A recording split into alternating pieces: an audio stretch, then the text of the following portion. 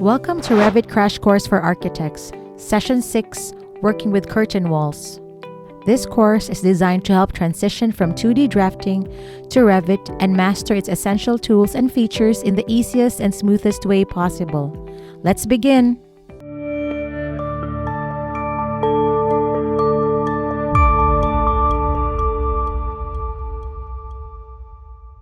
In this video, we'll learn how to create curtain walls.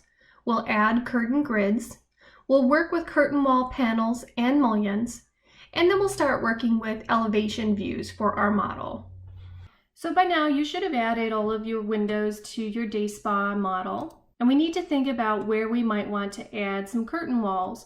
Curtain walls are going to be for custom window and door locations that are erected either out of a true curtain wall system or they can represent a storefront system. If you're not aware of the difference between these two types of systems, curtain walls are structural in nature, so they can actually act as a structural member and hold themselves up. A storefront system is more like a standard window. It is just designed to go into an opening. So I'm going to spin my building around to the back here, and as you may recall from the last video, we originally had a garage door here. I was just showing it as an example, but this area is going to be my atrium space, and I want to have a custom window into this area. So this is where we're going to place our curtain wall. So I'm going to go to my floor plan, and I'm also going to open up my elevations. So this is the wall that we're talking about. And then I'm going to show you two ways you can navigate to elevations. So in Revit, up is always north as far as Revit is concerned. So when you look at your elevation plans in here in the project browser, you're going to see that these ones are labeled existing. This has to do with the construction phasing again. Because this is a brand new building, we're only going to be working in these new ones. So if I go to the new north elevation, I'm looking at that back wall of our building that was up in the Revit plan. The other way that you can navigate to this is if you see these identifiers here, these are elevation tags. And I've already placed this one actually on a sheet, so that's why this is all filled in. But if I double click on this arrow, you'll see this blue line. This indicates the depth of the elevation view. You can change this to just be a partial view. You can also change, the location. If you're printing this plan, this arrow is kind of far away, so I'm going to select it and I'm just going to move it like closer to the building here. And then if I double click on that arrow, that will open up the elevation view for me. So I'm going to start placing my curtain wall in plan. That's the best way to use these. They're actually modeled as walls, so don't look for them under the windows, don't look for them under doors. You actually have to look for them under walls. So underneath here, you'll see multiple kinds. These are our standard opaque wall assemblies. If you scroll all the way down in the properties, you'll see the curtain wall assemblies. So let's talk about these pieces for a minute here. EWS stands for Exterior Wall System. And this is showing you the size of the framing. So this is a 6-inch frame by 2.5-inch frame with IG glazing that is standing for insulated glass glazing. So you'll see several different sizes are already pre-loaded into the model for you. HM stands for hollow metal. And you'll notice that it changes here, interior wall systems. And this would be for curtain walls or storefront systems that you might have inside of a building. So this would be if you have a corridor and you have storefront windows marching along for a mall, for instance, or maybe it's an education project and you've got a big expanse of glass at the library. That's where you would use these types of systems.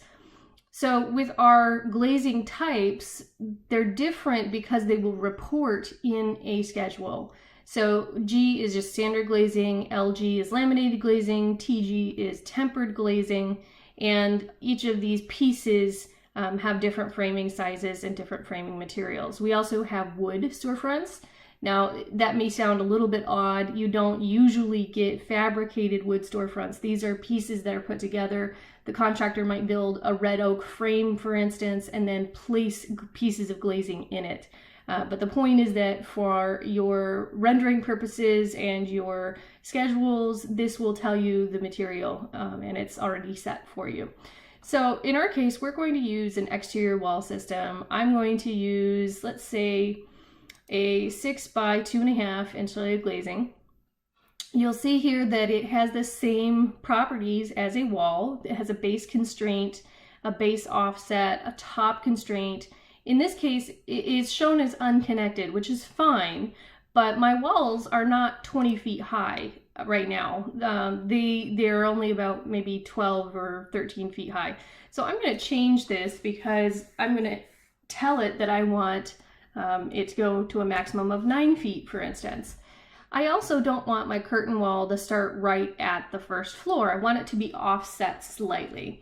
So let's say we have a 16-inch sill height on this, okay? Now I'm going back to my floor plan, and I want to draw it from basically this grid line to this grid line. So once it's in there, it looks like a piece of wall, but it also appears to be a window. So if I go back to 3D, you'll see that it has now created this large opening in my north elevation. Let's go to our north plan. That's what it would look like. In my case, I don't really like how low this is, so let's adjust that. I could either push or pull based on these arrows, so that's kind of handy. Then you get these weird dimensions, so I prefer to type everything in. Remember, Revit is a very exacting software. So in this case, I'm going to set this to be 30 inches off. That'll move the element. And then I know eventually that my walls are going to go up to this height.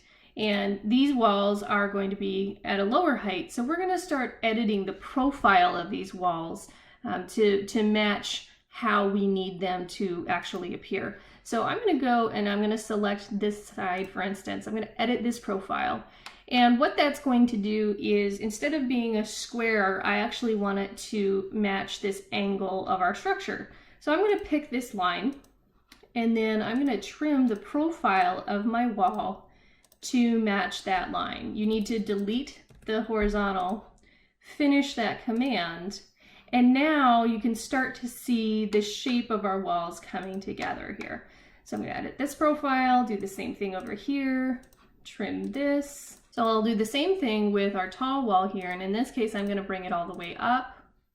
There's going to be a few odd places here. That's because we still need to work on editing these walls a little. Don't worry about the frame that sticks out for now. We're just looking at the profile of the end wall.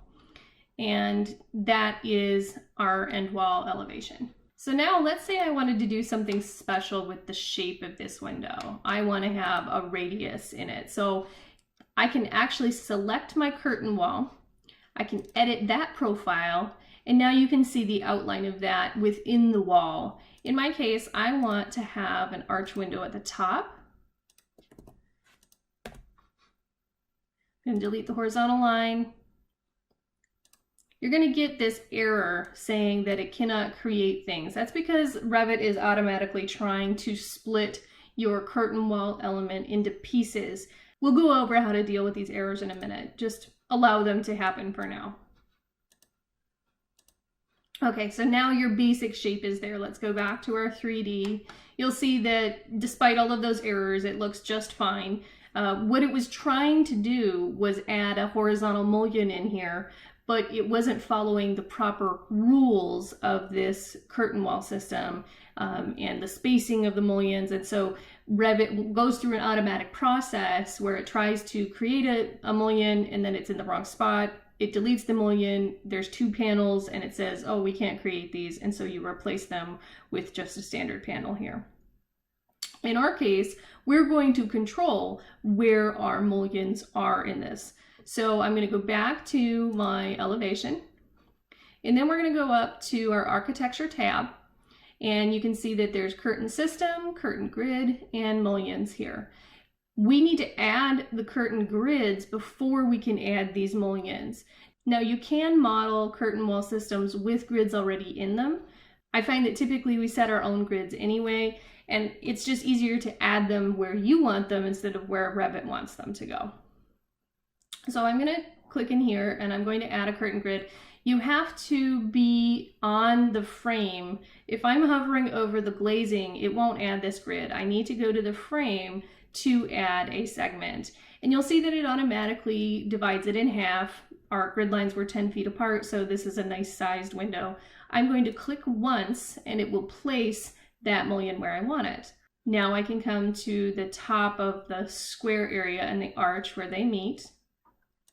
And I can click again, and there is the shape that I want. Now these are fairly large pieces of glass. If I come in here, I can tab and I can hit the sides of my frame. So it's 4'8" by 6 foot. It's a pretty large expanse of glass, so maybe we might want to divide this a little bit more.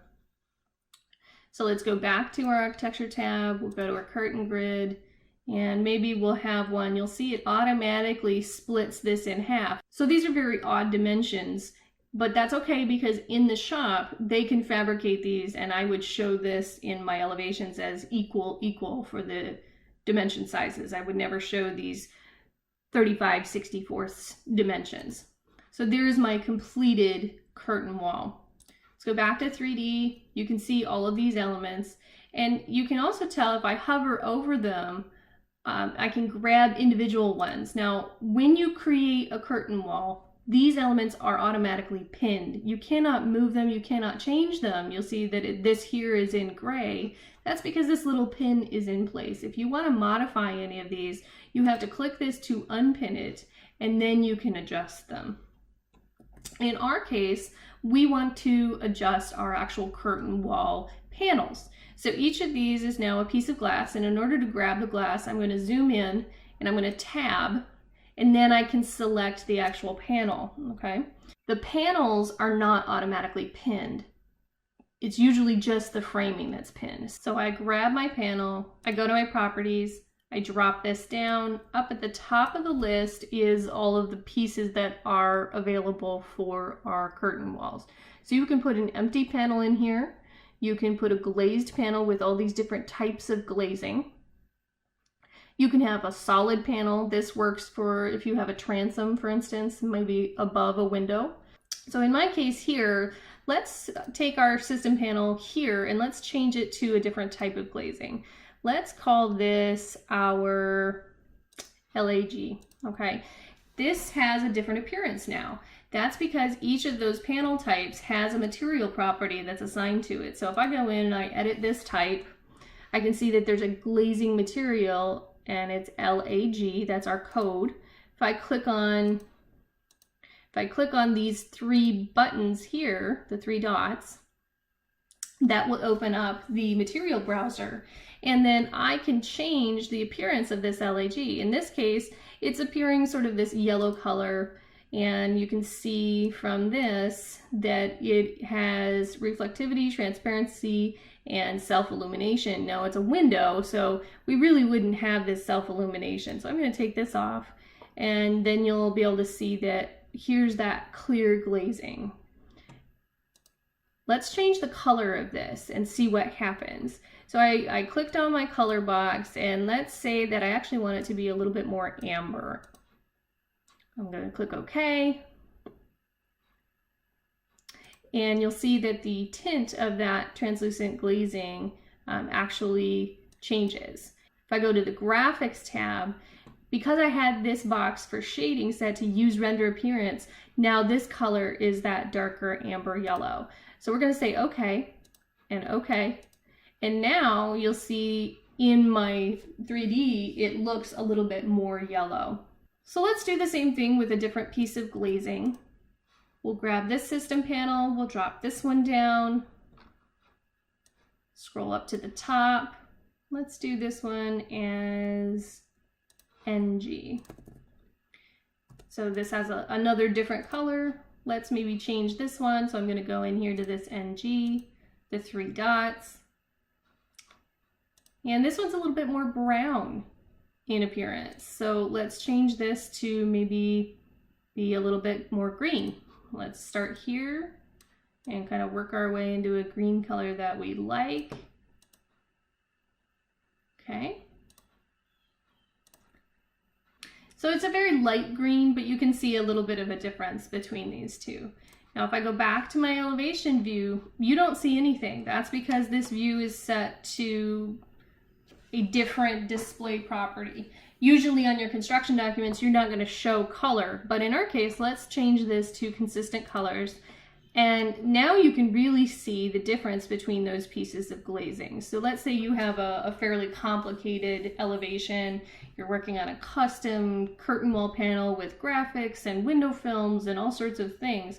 You can use this tool to see what your panels are doing, and then you can tag them based on what the color appearance is, because you know that this color is NG and this color is LG, for instance.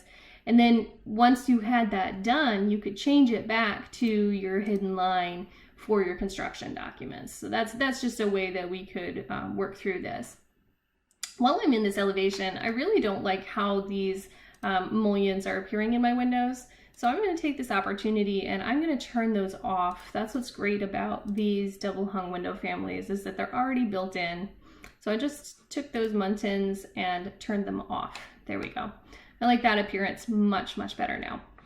So back in our 3D view, let's change one of these doors here. Instead of being a hollow metal door, let's say that this vestibule door is going to be a storefront with a door assembly in it. So I'm actually going to tab until I get that door. I'm going to delete this.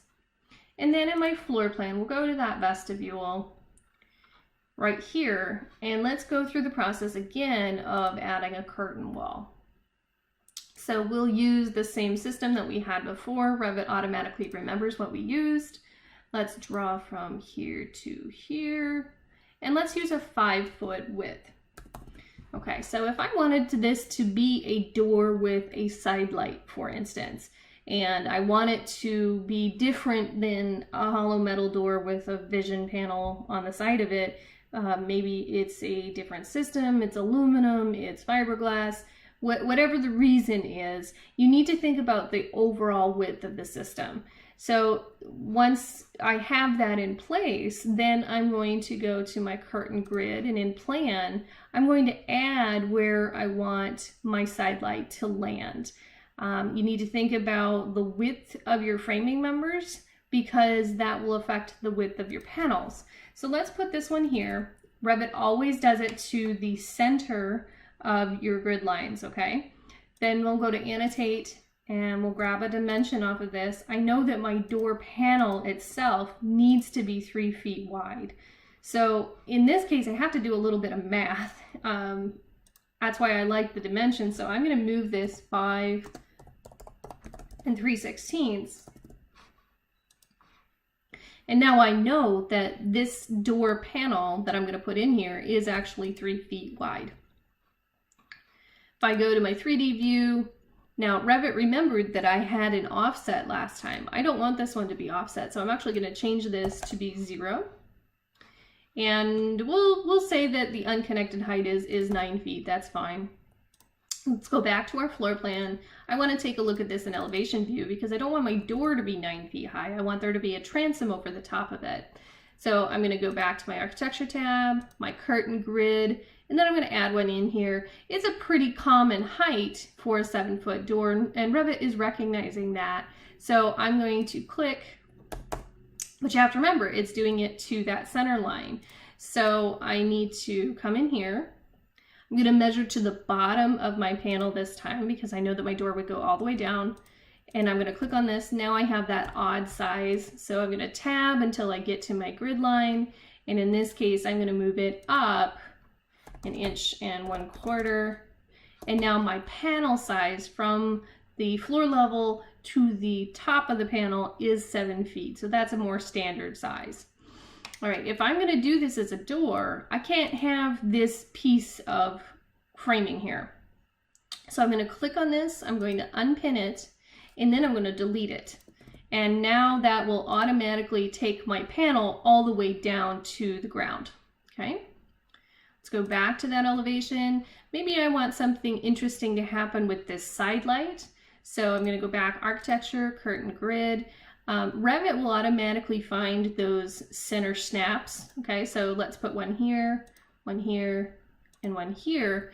you can see that it's automatically filling in these sides. So now I can go in and I can delete part of this segment, or I can undo what I had done and go to curtain grid, and instead of saying all segments up here, I can just pick one segment. Okay, and that'll only show up on this side. Revit recognizes that between these grid lines, maybe you don't want those segments to appear in another panel, you just want to break it this way, okay? I'm really liking what we have going on here now. We have these custom side lights, we have a transom, but now I need to change this panel to be a door. So I'm going to tab, I'm going to click and unpin it, and I'm going to drop this down. Instead of grabbing these curtain wall fake doors, these don't actually act the way that you want them to. So just ignore these ones for now. These are based off of Revit's interpretation of doors, but we have some custom doors all the way down to the bottom if you scroll in here, and you'll see that they say curtain wall after them. These are the ones that you're going to want to use. So I'm going to scroll down. I don't need a double door. I need a single door, and I would like it to have a full light. So I know that that's a D7. And I want it to be a single. We're going to say that this is an aluminum curtain wall or storefront unit. And I click on that and it automatically changes my panel. Now if I go to my floor plan, I have an indicator of a door panel with a swing.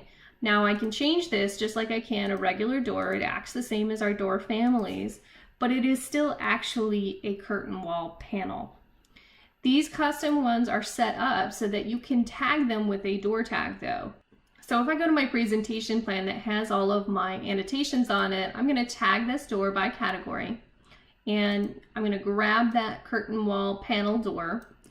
It won't fill in anything automatically like it does when you have one of these doors. It doesn't have a number with it, but I can still use this. So I'm going to click on this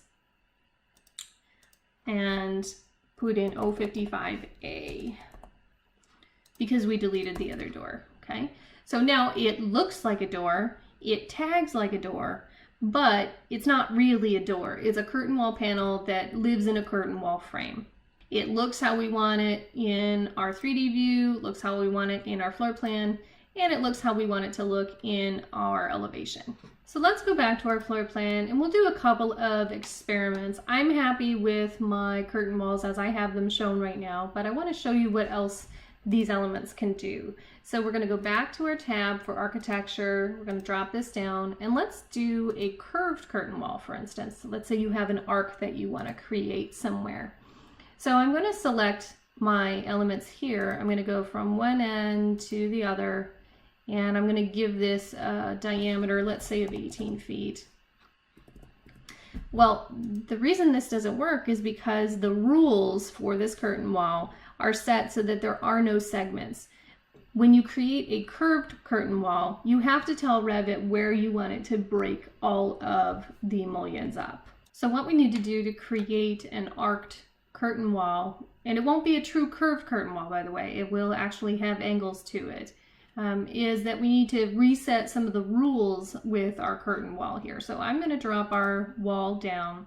We're going to select one of our curtain wall types. Let's pick this one, and we'll go in and we'll actually edit this type. So if you look underneath the type properties that come up here, you can see this is where you would change your vertical mullions, your horizontal mullions, but this is also where you change the actual grid layout. So right now these are set to none, and that's because I like to add the mullions individually, but in this case that won't work if we want a shape. Let's do a fixed distance.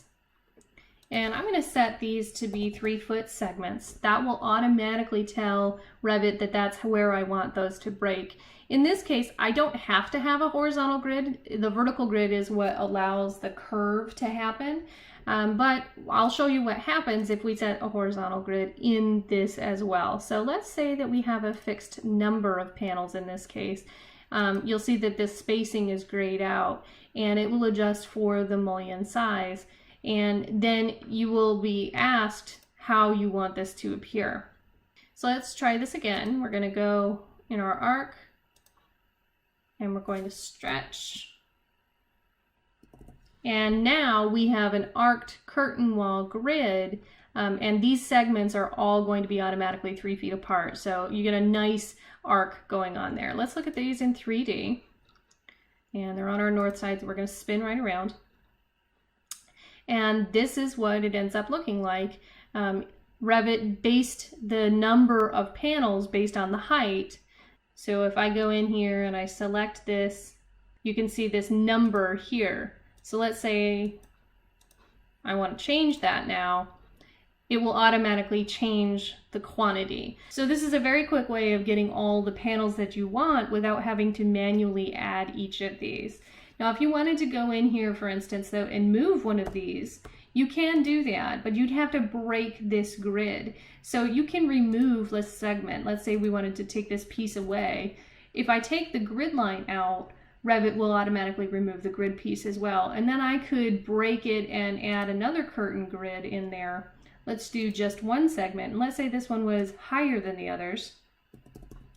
Now it's added it in there. So you can quickly get a bit of rhythm going on here with your panels and your different sizes. So really the sky is the limit. You can go from very simple panels to very complex systems in not very much time at all. Thanks very much, and I'll see you in video 7. This course is provided by MGS Global Group. We provide Revit, ArchiCAD, and AutoCAD drafting for architecture and design firms. Feel free to reach out to us if you need production drafting at mgsglobalgroup.com. Don't forget to subscribe.